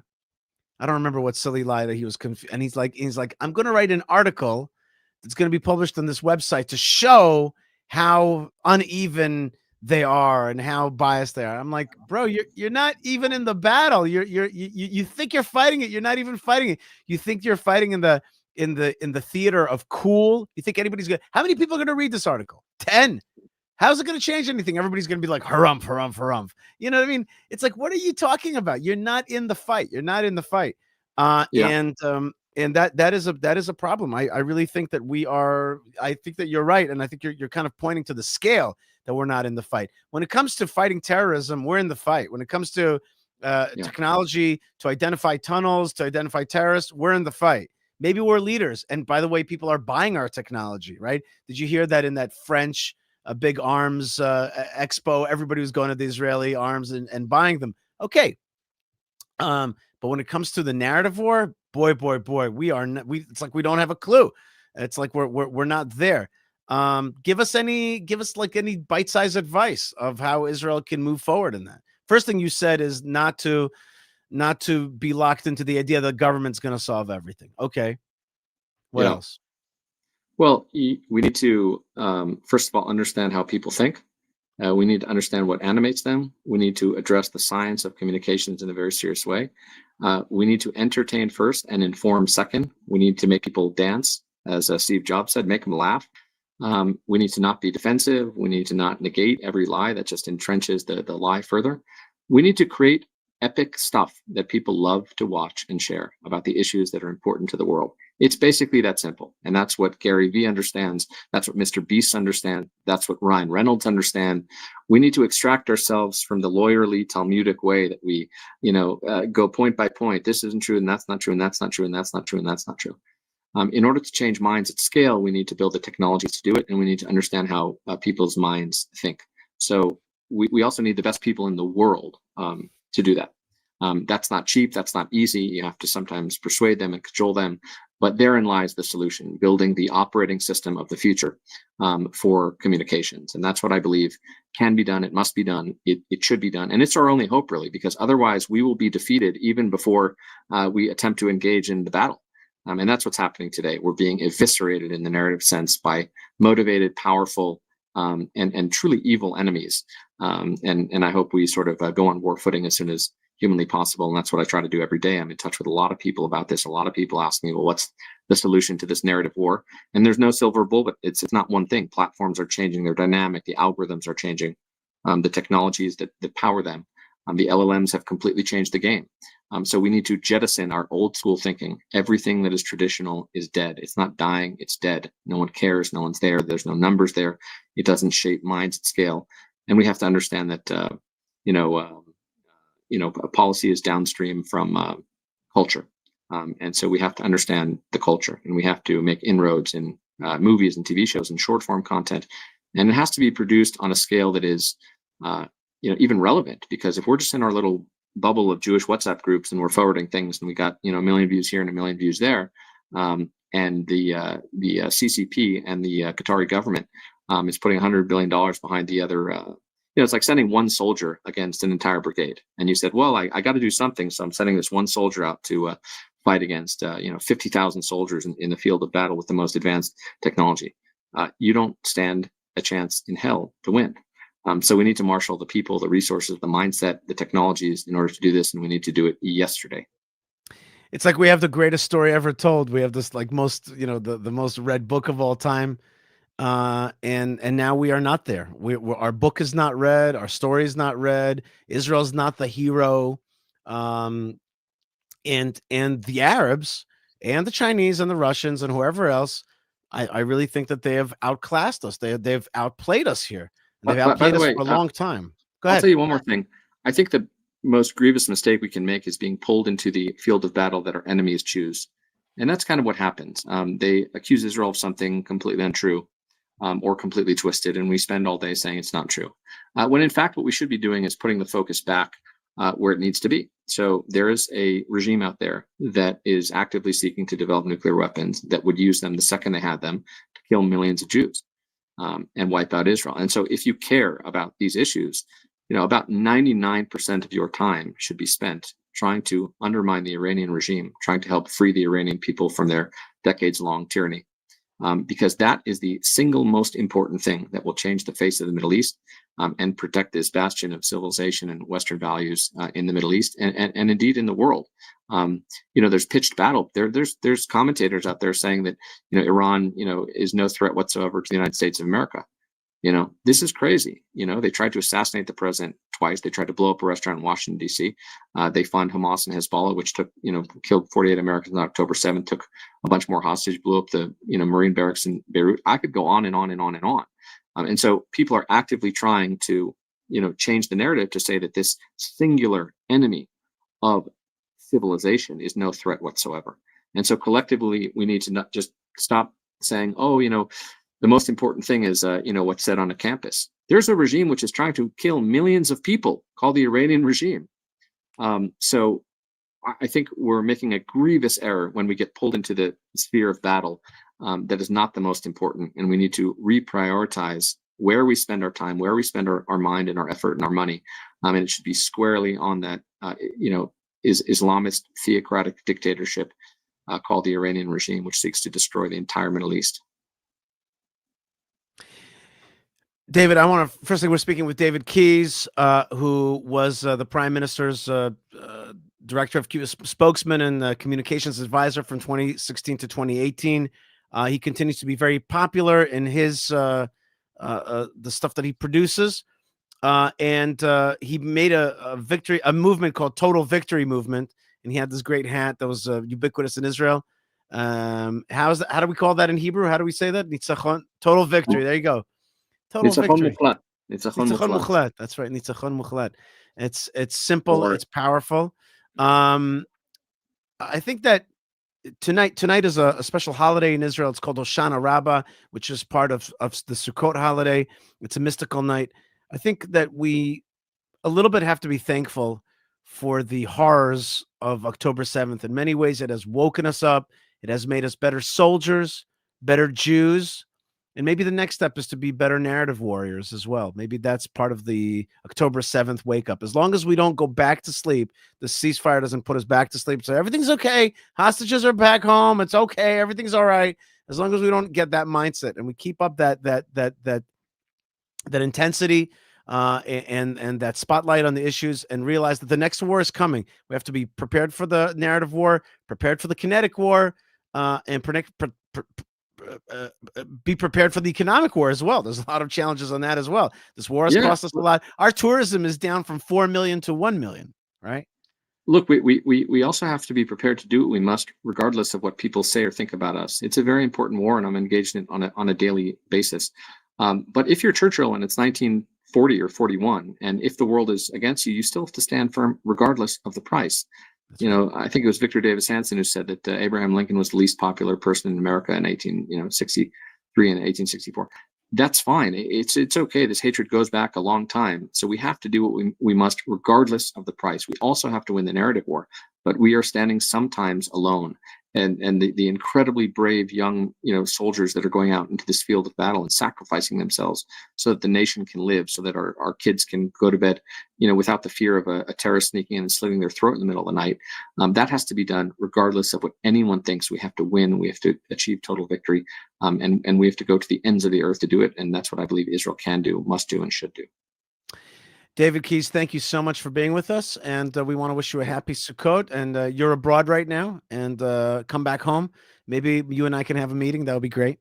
There's a lot of work to do, and let's also remember that there are a lot of people who do love Israel, instinctively, naturally, because of their goodness or because of their Bible, because of many things, because of technologies, because of many things. They actually see the goodness of Israel. We have to help those people come out as well. There's so many of them. I was touring them today in Israel, in Hebron, Jerusalem. There's so many good people out there that want the light and the strength of Israel. Do you know how many people are watching us right now? Over 3,000 people are watching us from all over the world. There are people that are with us. Yeah, and look, we have- and a lot of people in the Arab world see that there's one power that's capable of confronting this Iranian menace and the Islamo-fascist in Hamas and Hezbollah. So it's Israel that has been kicking ass and taking names. And I think there's oftentimes deep, even unspoken appreciation for what Israel is, for its unique capabilities, for its ability to stand firm in the face of tremendous pressure. So I'm proud of that, and people do notice that, and it's not going to stop anytime soon. David Keyes, thanks so much for being with us. God bless Thank you. Bye-bye. All right, folks, we're fighting the various wars here, and we're fighting them on all the fronts, on all the intellectual fronts. But I just want to remind you, you are part of that war. You're not just a passive watcher. You're part of it. And I want to remind you that when you are with me right now, we are broadcasting from Israel. We're broadcasting that light from Israel. We are broadcasting the love of Torah, the love of the holidays, the love of God's presence in Yerushalayim. And I know there's so many of you who are tuning in to this channel because you also love the spirit of Israel, the God of Israel, the Bible of Israel. So I want you to feel that strength. I'm sending it to you. I'm sending you blessings to the nations today. And I'm in a good mood. I'm in a good mood because it's a special night tonight. It's an energetic night. I could feel it. And I do want to remind you that there's ways to connect to us through liking, commenting, subscribing, becoming a member, checking out our web store, and right now, super chat. Super chat. It's the way to get me to read your comments, certainly, and also, just one second, I'll read this, and also to support the show. Let's put up that banner. Politicast says, Yishai Fleischer, I am on holes in Mexico. I don't know what that means, and I get so much support just wearing my Guns N' Moses hoodie. You are so right. God bless you. Okay, a few minutes ago, my daughter ran in and she said that Netanyahu has just made a declaration, a press conference, a message to the nation, and we are going to broadcast that right now, almost live, just in a few minutes delay. So let's get to that right now, and I'll do some translating as it happens. So let me share the screen and go to the YouTube and make sure that we are looking at this right. Good. Hold on, my friends. Let's do this. This is how live YouTube. This is how live happens. Let me change my location on the screen here. Let's watch the Prime Minister of Israel as he gave a message to the nation. And I'm just moving it to find it, the beginnings of it. So bear with me, bear with me, bear with me. Oh, here we go. Hold on. Here we go. All right. Just one second, friends. And let's make sure you are hearing this as well.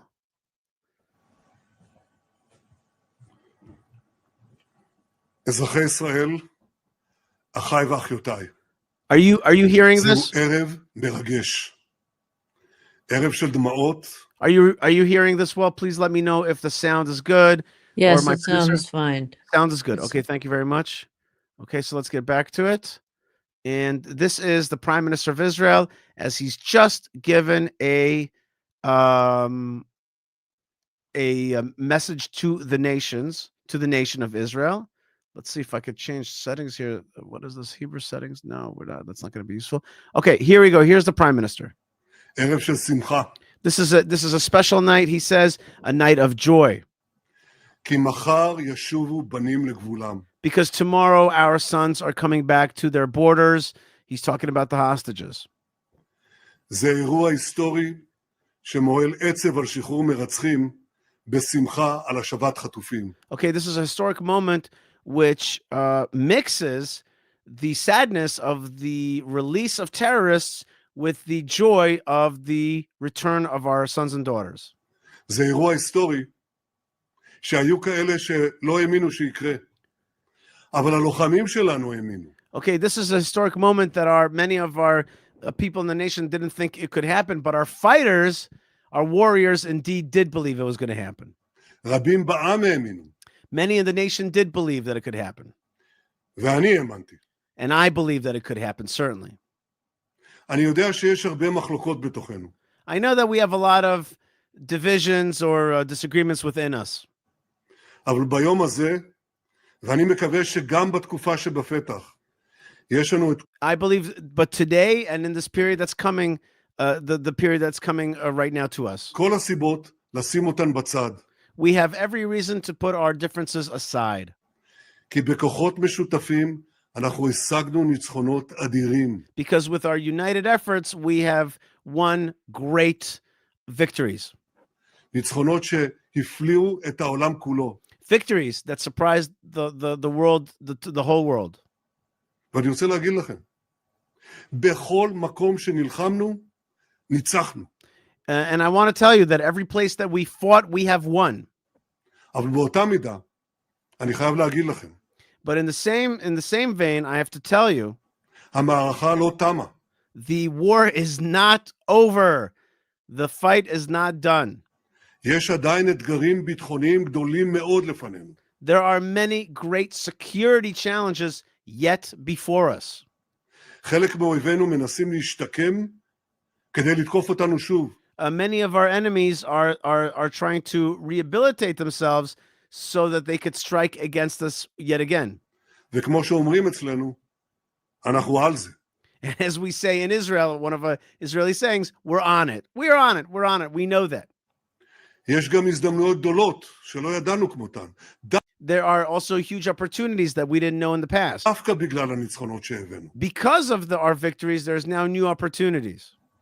אני משוכנע שבכוחות משותפים אנחנו נתגבר על האתגרים ונממש את ההזדמנויות. I believe that with working together, we will overcome the challenges and we will utilize these opportunities to their maximum. במהלך המלחמה, רעייתי ואני נפגשנו פעמים רבות עם משפחות החטופים. Throughout this war, my wife and I met with the families of the hostages many times. ראינו את הכאב שלהם. We saw their pain. את הגעגועים. They're missing how much they miss their loved ones. את הדמעות. The tears. המפגשים האלה ליוו אותי בכל החלטה שקיבלתי במלחמה. These meetings with the families were with me throughout every decision that I made throughout the war. חיבקנו את המשפחות. We embraced the families. והבטחתי להם. And I promised them. אני לא אשקוט עד שאחזיר את יקיריכם. I will not be silent until I return your beloved family members. I will not be asleep. I will be on this. אני מבקש להודות לחיילי צה"ל. I want to thank the soldiers of the IDF. למפקדים, לכוחות הביטחון. And the commanders and the security services. למשפחות השכולות שאיבדו את היקר להן מכל. And I want to thank those the families of the fallen who have lost the most dear to them. And of course, you know that Prime Minister Netanyahu lost his brother Yoni in the Entebbe mission. And so he is quite aware of what it is to lose a beloved family member. לפצועינו הגיבורים. To our heroic injured, because we have tens of thousands of injured soldiers. שנושאים את כאבם בגוף ובנפש. Who carry their pain in their body and their soul. ואני מבקש להודות לכם, אזרחי ישראל. And I want to thank you, citizens of Israel. אתם שעמדתם איתן, יום אחר יום. You stood strong day after day. אהבה למדינתנו, באמונה in a love of our state and in the belief in the justice of our cause. צדקת דרכנו. מחר זו תחילתה של דרך חדשה. Tomorrow, i.e. tomorrow morning, when these hostages will be released, it will be a new day, a new beginning. דרך של בנייה. A path of building. דרך של ריפוי. A path of healing. ואני מקווה, דרך של איחוד לבבות. And I hope that it'll also be a time of uniting of hearts, coming together. He's talking very much about the sense that Israel has internal divisions. He wants to see some of those divisions healed. יחד. Because a lot of those divisions were over the issue of the hostages. So here come the hostages home. It's time to have a healing of the divisions. נמשיך לחזק את המדינה שלנו. Together, we're going to strengthen our state, the Jewish state. יחד נמשיך לנצח. Together, we're going to continue to win. ובעזרת השם, יחד נבטיח את נצח ישראל. And with the help of God, together we shall secure the eternity of Israel, which is a biblical phrase from the book of Samuel. So he says, together we're going to achieve that. Okay, so that was the prime minister, and you could see that he's, a little bit sweating. You could see that he's,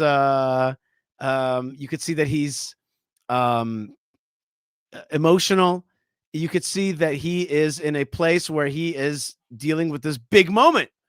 And the big moment is the return of the hostages, and this big moment is the ceasefire. And yet he's telling us at the same time, there's no doubt about it, the war must continue, will continue, and that there are forces that want to repatriate their strength against us and attack us once again. And that's true where? Everywhere. It's true with Hamas. It's true with Hezbollah. It's true with the new jihadist government in Syria, and it's true in Yemen, and it's true in Iran. And it's certainly true in the narrative war that we talked about. So Israel still has a long fighting, a long path of fighting, says the prime minister.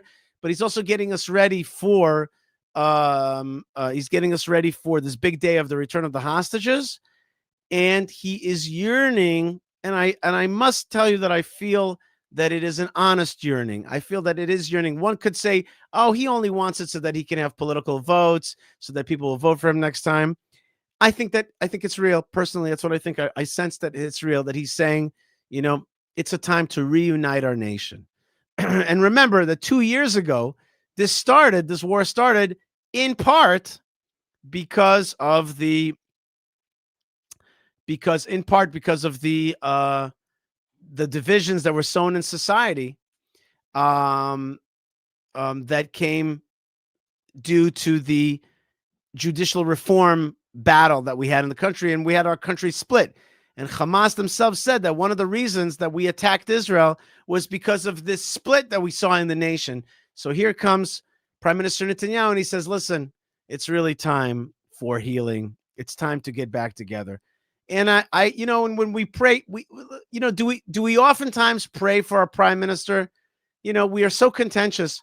And so it's, we don't usually do that, but we should really pray for the prime minister. You could see that he's putting his whole thing, whatever he's got, he's putting into it. You could see that. And let's pray for him. Let's also pray for the state of Israel. And let's pray for that thing that he asked us to pray for, which is unity, a more united national consciousness. All right. Folks, you are watching Yishai Fleischer TV. I want to thank my team, which includes Yo and David and Malka, of course, and Natanel and Meira. A lot of folks working hard to make great content. If you love what we do, please help us keep doing it by liking, subscribing, commenting, and of course, by going to Yishai Fleischer TV and doing super chats. Or another way to do it is actually through buymeacoffee.com/Yishai, which is a way to support our show and all that we do. And it goes to a lot of the technology and the team and the whole stuff. It really helps a lot. Another way to help Israel is through my projects, which are beautification of the land of Israel and many other helping farmers, helping them buy tractors, a million things that we do to strengthen the Jewish state and to strengthen the spreading of Torah. Yes, we believe in spreading Torah out. There's one video that I didn't prepare for you, and I just give me one little baby second because I want to send you. I want to put up a little video here that I made that I think is important because I want to show you that of course we are not just about spreading the political war, the war for the land of Israel. We're also here to spread the Torah because we're here for God, because it's God's vision, it's God's dream. And I got a chance to make a special video for you guys, and I didn't prepare it, so I want to just take a second and get that done for you and send it up. Hold on, here it comes. I have to put it here and send it to here. Here it goes, Yishai. You're sending it to here. Hit this button here so it looks nice. HD. There's so much technology involved here. You know that? And I love you guys so much. And it's such an honor and a pleasure to be able to broadcast to you from this good land. What an honor and pleasure it is. And I want to say one more thing before this video shows up. I want to say we have to be besimcha. The holiday of Sukkot, there's a halachic, legal, Jewish law, part of the Jewish code, which is, and part of what the Bible says to us is in this holiday, try to be happy. Try to be totally happy the whole time through. Try to find joy in everything you do. And that is not a simple thing in the very tumultuous, challenging time that we live in. But that's exactly what we're going to do right now. We are going to do our best to be mamash happy. So here's the video that I wanted to show you. It's coming down in a second. Let's see that it works for us. Here we go. Is it coming down? Here it is. All right, folks, Yishai Fleischer here. It's Sukkot, the big festival holiday. We travel throughout the land, see beautiful things. My wife Malka begged me. She said, this year we got to go to Shiloh, the ancient Shiloh site of the tabernacle. And here at this site are 4 beautiful red heifers. This is the real deal. The Bible talks about the red heifers being part of a ceremony in which at the end you get a type of powder, you mix it with hyssop and cedar tree, and what happens? You get rid of your impurity and you can go up to the temple. This thing is so beautiful, so amazing that guess what? Instead of being awed and beautified by it and loving it, Hamas themselves declared that one of the reasons that they went to war on October 7th was because of this. These beautiful Texas, they're from Texas, right? These Texas cows coming, that's right, they came from Texas. Texas cows came from Texas to Shiloh. And because of that, they're like, oh my God, they want a third temple. We do want a third temple. It's awesome. It's beautiful. And it's a light to the world. Thank you, Hashem, for giving me the opportunity to see these red heifers. You got to come and see them yourself in Shiloh, ancient Shiloh. It's an awesome archaeological site, but it's not just about the past. It's about the future. God bless you wherever you are. Happy holidays. Happy Sukkot from the land of Israel. And shalom. Okay, the reason I wanted to play that for you is to remind you that one of the reasons that Hamas started this war is because of our division, and the other one is because of the red heifers. The big thing that they need to stop, that they want to stop, is the coming of the third temple. They want to stop Jews holding on to the land of Israel because of Judaism. One, it's offensive to their religion. They think that their religion has superseded us, and now we're back. And other religions also think that they've superseded us, and now we're back. So it's a challenge to their religion. And it's also a challenge to the fact that we're in the land that they once controlled. They don't like that. But really, it is about this thing called the red heifers. Yes, we do want to build a third temple. And there's an energy in this land right now, which I saw today at the priestly blessing. I was at the priestly blessing today in the land of Israel. And by the way, I made a video about the priestly blessing, which you could find on YouTube as well. If you go to YouTube, type in under the prayer shawl, right? And if you go under the prayer shawl, you'll see a wonderful video that we made about the priestly blessing. Let's see if we could find that. There it is. Here it is. Let me play that for you here. Just once, my dear friends, and we'll play you a little bit of a video about the beautiful the beautiful issues of the beautiful spirituality that comes in Jerusalem when we have the priestly blessing. Let's see that together. Right? Let's see that together. Let's do it. This is a classic Eye on Zion with Yishai Fleischer video.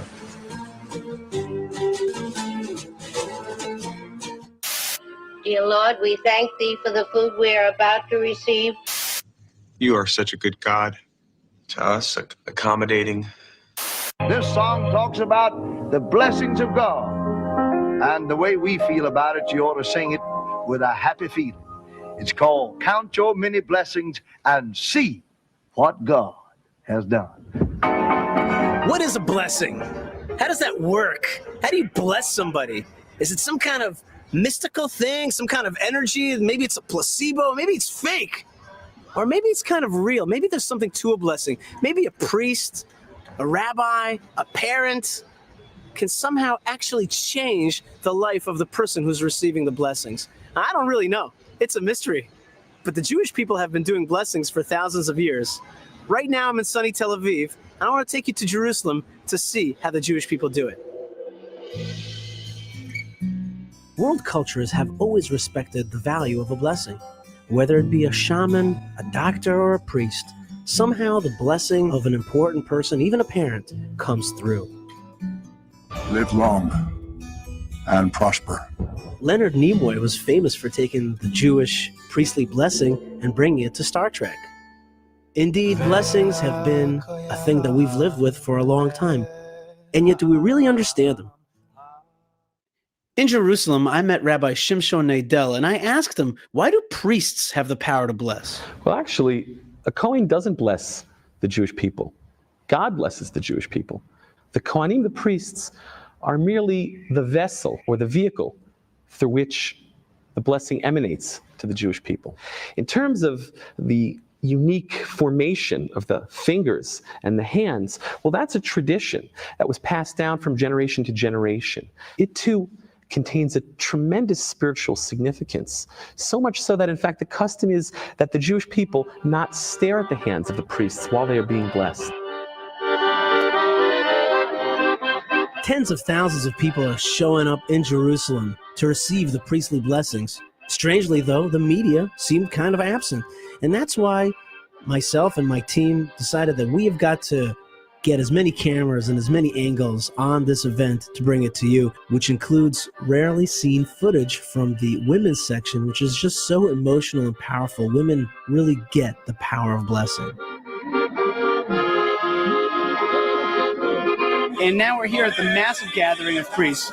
All right, so that is the video that you could see actually yourself if you type in under the prayer shawl. But the point is that it's all together, right? It's all together. We have a physical war that we're fighting, a economic war, a touristic war, a narrative war, but we can't take out the blessings war. We are here to channel blessings, and that's what the Sukkot holiday is about. It's about God's channeling into this world.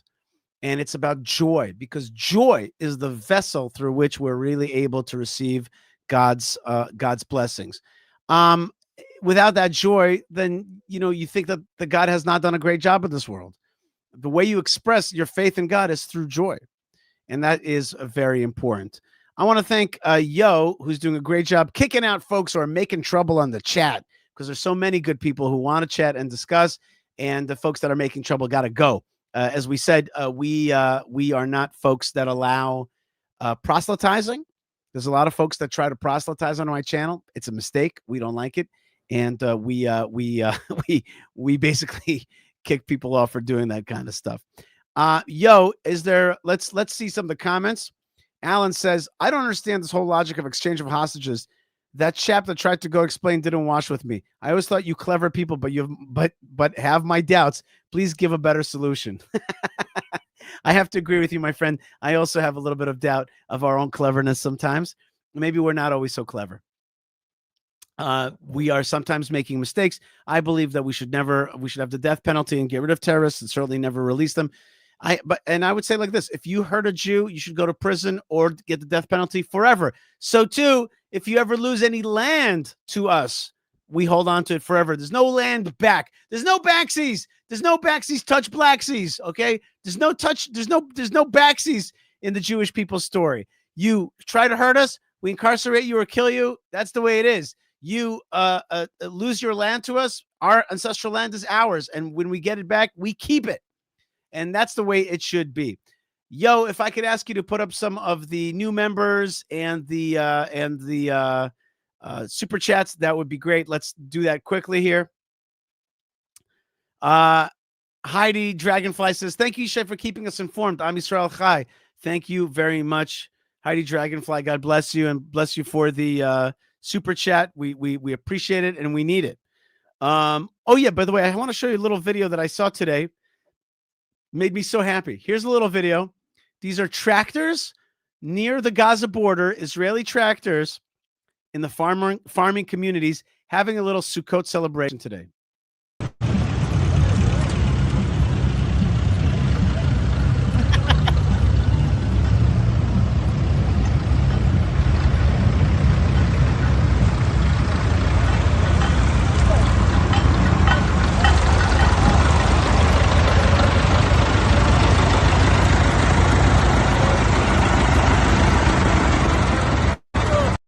Obviously, this is a parade of some classic tractors, but I want you to know that I buy some of these tractors and give them to farmers, especially in Judea and Samaria, but all over the country. And guess what happens?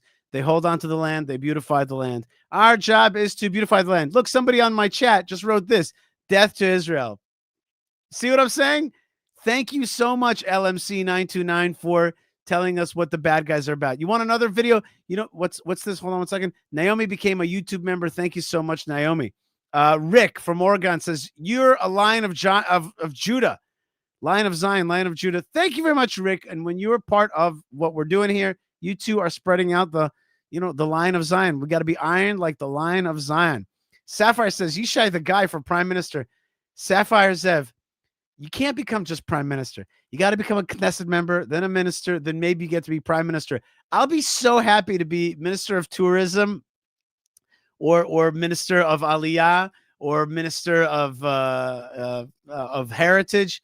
Those are great. Just, if the Lord ever made me into a Knesset member, and then I could do those things. But let me tell you something, honestly, there are many things to do even without being in Knesset. There's so many good things to do. All right. There's so many good things that we can do with the power that Lord has given us. By the way, just to what's this? Keep proclaiming the truth out of Zion, says Rich DeBosque. Thank you so much. Or Debut. I don't know. I don't know how to pronounce that right. Wait, put that back up. Keep proclaiming the truth out of Zion. Amen. Thank you. What a great phrase you made. Proclaiming truth out of Zion. I love that. We got to proclaim truth, but it's got to come from Tzion. Ki mitzion tetzet Torah. For Torah will come out of Zion. Udvar Hashem miYerushalayim. And the word of God from Jerusalem. Wow. Listen. Is there any more folks like Rich that we got to put up? Oh my gosh, there's so many more. Politica says, great stream and excellent guest, Yishai. God bless you both. I think he's talking about my first guest, Simcha Rothman. Thank you so much. Yo is 1 in a billion, says Chokemeister. Yo, our producer. That's right. Our producer puts up a little, the credit that she deserves out there. Listen. Before we turn off right now, there's so many people with us. I want to bless you wherever you are. Thank you, Joe Cruiser, for donating and giving a super chat. Toda rabah, thank you, and blessings to you all over the world.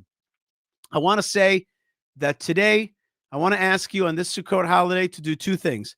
I want you to take a minute today and be joyous in God. I want you to be joyous in your service of God. Be joyous in your love of Israel. Don't be like, I support Israel. It's hard and it's bad out there. I just want you to, just for a second, be like, I feel joy in loving Israel. I feel joy in watching a live stream out of Israel. I feel joy thinking about Yerushalayim. That is the commandment of this Sukkot. Feel the joy. Just feel it. Channel it. Just do it actively, not passively. Be like, I want to feel joy. I feel the joy. I feel God. I feel joy in your service. Just feel that joy. Oh, Corey sends $20 in for the tractor fund. Thank you very much, Corey. Believe me, it's earth-changing. Pun intended, okay? It's earth-changing. It is earth-changing, absolutely. Thank you very much. And Heidi, Dragonfly, thank you, Chef, for keeping us informed. Well, I think we had that before. I'm Israel Chai. Thank you, Heidi. God bless you. So the first challenge I have for you is to feel joy in the service of God actively. And the other thing is face Jerusalem. Face Jerusalem today. Find out where in your house, in your workplace is Jerusalem, and look towards Jerusalem and say, I want to get my dish to be focused on Jerusalem. I want to be part of Jerusalem. I want to hear your signal. I want to receive your signal, God. I want to know where Jerusalem is in my life, physically and spiritually. That is what I'm asking you to do today, this Sukkot holiday, and especially for everybody, but especially for both Jews and Gentiles. I mean to say, Jews, of course, hear the call of the Holy Land. Be part of it. Buy a piece of property here. And Gentiles, look for a way to connect to Yerushalayim. Look for that beam of knowledge that God is sending out. And together we're going to be stronger, B'ezrat Hashem. We're going to be stronger. I want to thank God also so much for having the opportunity to use this technology and to get out to you and to the world. We have been together for Says Christine Mary, we are all children of God no matter which faith we follow. That's true. And yet on this channel, we're going to posit that we are all children of God, and it's so wonderful and people are spiritual in general. But my job is to send out the Torah from Zion and not to equate all religions. That's not my job. You can find that on other channels. On this channel here, my job is to say that yes, Gentiles too have a path through Torah, the Abrahamic way, the Noahide way, the Abrahamic way, and that God and Israel has got a message for everybody. All right, folks, I want to wish you a happy Sukkot holiday. Thank you so much for being with me today. And tomorrow, big day. Bad guys be released. That's a darkness. And even Prime Minister Netanyahu said, yeah, that's a darkness. I was happy that he said that because it is a sick darkness when you release murderers into this world. It is like not what God wants you to do in this world. God wants you to make justice. God wants you to hate evil. God wants you to rid this world of evil. So that's a mistake. But at the same time, a hostage is coming home, and Israel will be, Bezrat Hashem, stronger through it. Happy Sukkot. God bless you wherever you are. Stay tuned, stay strong, stay connected. Don't forget to connect to us on the many various channels. And we'll see you here next Sunday when we're live, Bezrat Hashem, with the help of God. We're live from the land of Israel on Sundays, sometimes when there's big news again in the week. But Sundays, you can count on us being here. God bless you wherever you are. And thank you so much for being with us. And shalom.